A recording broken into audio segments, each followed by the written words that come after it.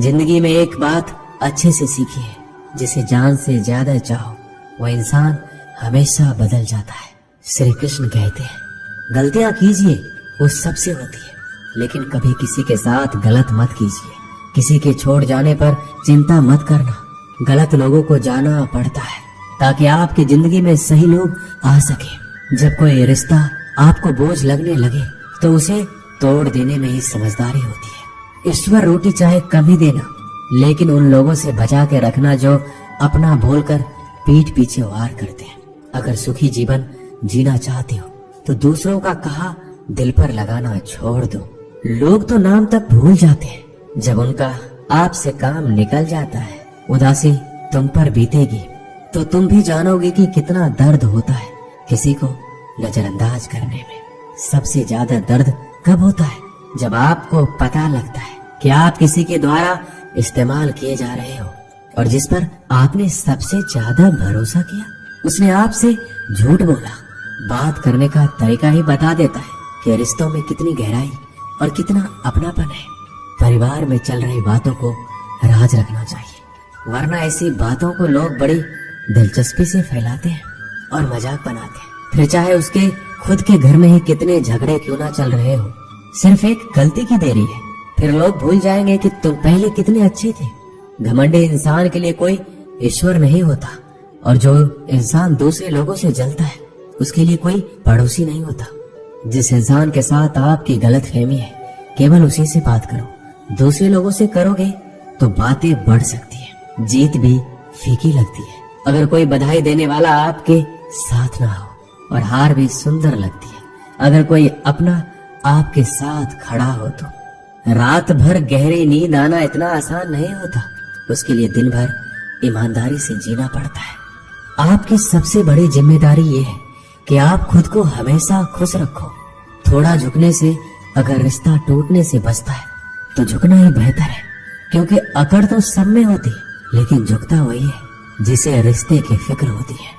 कसूर तो बहुत किए जिंदगी में, पर जहाँ सजा मिली वहाँ हम बेकसूर थे।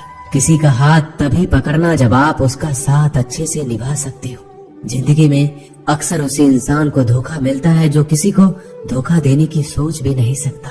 जब नए लोग मिल जाते हैं तो पुराने बोझ लगने लगते हैं। भरोसा भगवान पर रखना, लोगों पर नहीं, क्योंकि धोखा लोग देते हैं, भगवान नहीं। आजकल धोखा भी लोग बड़े ध्यान से देते हैं, इधर प्यार जताते हैं और दिल कहीं और लगाते हैं। अब डर सा लगता है उन लोगों से जो कहते हैं मेरा यकीन तो करो, मैं हर दुख में तुम्हारे साथ हूँ। जिस्म पर जख्म दे दो तो चलेगा, लेकिन आत्म सम्मान पर खरोच बिल्कुल भी बर्दाश्त नहीं है। खुलकर जीना है तो कभी किसी पे मत मरना। किसी को फोर्स मत करो कि वो तुम्हें याद करे। कुछ दिन खामोश रहकर देखो उसकी जिंदगी में आपकी कितनी वैल्यू है। एक बात बोलूं, अगर आप किसी को हर्ट करो और वो खामोश हो जाए तो समझ लेना कि वो खुद से भी ज्यादा आपको प्यार करता है। अपनी झोपड़ी में राज करना दूसरों के महल में गुलामी करने से कहीं ज्यादा बेहतर है। प्रशंसा से पिघलना मत और क्रोध से जलना मत। अपनी बुराई से उबलना मत और किसी के मीठे शब्दों में फिसलना मत। अकेले रहना बहुत सही है, बजाय उन लोगों के साथ रहने के जो आपकी कदर नहीं करते। किस्मत और अपनों का कोई भरोसा नहीं है, ये दोनों कभी भी पलट सकते हैं। नरम दिल के लोग जल्दी रो पड़ते हैं, जल्दी रूठ जाते हैं और जल्दी से मान भी जाते हैं। उम्मीद करना गलत नहीं होता, लेकिन हमसे गलती ये होती है कि हम गलत लोगों से उम्मीद लगा बैठते हैं। शब्द का अपना ही एक स्वाद है, बोलने से पहले खुद चख लेना चाहिए। अगर खुद को अच्छा ना लगे तो दूसरों को कैसे अच्छा लगेगा। जिस इंसान ने दुख में भी खुश रहना सीख लिया, समझ लेना उस इंसान की जिंदगी सफल हो चुकी है। जिंदगी में आप मुस्कुराना सीख लो और रोना तो लोग सिखाए देंगे। जिंदगी में कभी भी जाने वालों की सजा आने वालों को मत देना। जमाना उस मोड़ पर आ गया है, जिस इंसान की दिल से मदद करने की सोचो वही इंसान पीछे से वार कर देता है। मतलब ना हो तो लोग बोलना तो दूर, देखना भी छोड़ देते हैं। बिना मतलब के कोई आपको इज्जत नहीं देता, इसलिए खुद को इतना सफल बनाओ कि बिना मतलब के भी लोग आपकी इज्जत करें। कुछ भी नहीं बदलेगा यहाँ मेरे बिना। 2-4 लोग रोएंगे सिर्फ 2-4 दिनों के लिए, जो बिना मतलब की बात करे। ऐसे इंसान की तलाश से मुझे नींद भी नीलाम हो जाती है दिलों की महफिल में। अक्सर वही दिए हाथों को जला देते हैं जिसको हम हवा से बचा रहे होते हैं। आप किसी से सिर्फ उतना ही मिलो जितना वो आपसे मिलना चाहता है। किसी ने मुझसे पूछा, पूरी जिंदगी क्या किया? मैंने हंसकर जवाब दिया कि किसी के साथ मैंने धोखा नहीं किया। जब भी तुम्हारा हौसला आसमान तक जाएगा, याद रखना कोई ना कोई तुम्हारे पंख काटने अवश्य आएगा। भले ही जीवन भर अकेले रह लेना, लेकिन जबरदस्ती किसी से रिश्ता निभाने की जिद मत करना। मैंने सबसे ज्यादा धोखा अपनी अच्छाई से खाया है। सामने वाले को वैसा ही मान लिया जैसा देखा, लेकिन बाद में पता चला यहाँ के लोग दिखते कुछ और है और होते कुछ और है। ना जाने क्यों इतनी दर्द होती है ये मोहब्बत कि एक हंसता हुआ इंसान भी रोने की दुआ मांगता है। आपका दुख आपके दिमाग की उपज है। आप जितना ज्यादा सोचेंगे दुख उतना ही ज्यादा बढ़ता जाएगा। किसी को भुलाकर सो जाना इतना आसान नहीं होता। मैं तो इसलिए चुप हूँ कि कोई तमाशा ना बने, और तुम समझते हो कि मुझे कोई शिकायत नहीं है तुमसे। सुबह होने तक फूलों को भी पता नहीं होता कि मंदिर जाना है या कब्र पे। इसलिए जिंदगी जैसी भी है इसे हंस खेल कर जिया करो, क्योंकि चिंता करके आप कुछ भी नहीं बदल पाओगे। क्या आप माफ कर पाओगे उसे जिसने आपसे प्यार तो किया पर आपका साथ नहीं दिया? तो उसका वादा भी अजीब था कि जिंदगी भर साथ निभाएंगे। मैंने भी ये नहीं पूछा कि मोहब्बत के साथ या यादों के साथ। ताकत की असली पावर उसको छुपाने में है, ना कि उसको दिखाने में। भरोसे में इतने भी अंधे मत बनो कि पास वाले का असली रंग ही आपको दिखाई ना दे। सही वक्त पर सही बात समझने वाला, गलत वक्त पर सही बात समझाने वाला बहुत ही मुश्किल से मिलता है। जिंदगी हमेशा अपने हिसाब से जियो। अगर लोगों के हिसाब से जियोगे तो ना लोगों के रहोगे और ना खुद के रहोगे।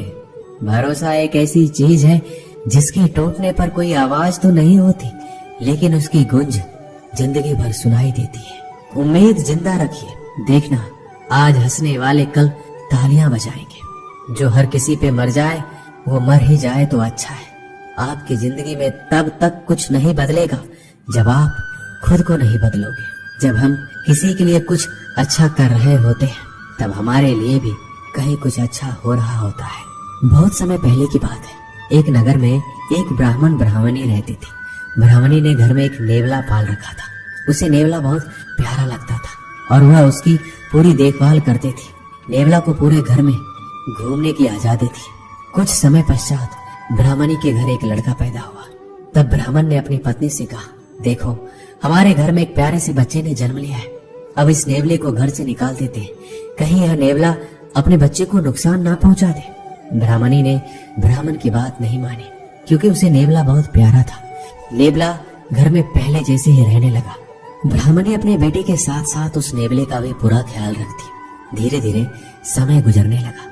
एक दिन ब्राह्मणी कुएं के पास पानी लेने के लिए गई। बच्चा घर पर पालने में सो रहा था और नेवला पास में ही आराम कर रहा था। इतने में कहीं से सांप आया और बच्चे के पालने की तरफ बढ़ने लगा। नेवले ने सांप को बच्चे की तरफ आता देखकर सतर्क हो गया। नेवला तो वैसे भी सांप का दुश्मन होता है। नेवला सांप के ऊपर टूट पड़ा। बहुत देर सांप से लड़ाई करने के बाद नेवले ने सांप के टुकड़े टुकड़े कर दिए। इस कारण घर में हर तरफ खून के छींटे बिखर गए। नेवले का मुंह भी खून से भर गया। नेवला बहुत ही खुश हुआ कि उसने अपने मालिक के बेटे की जान बचा ली।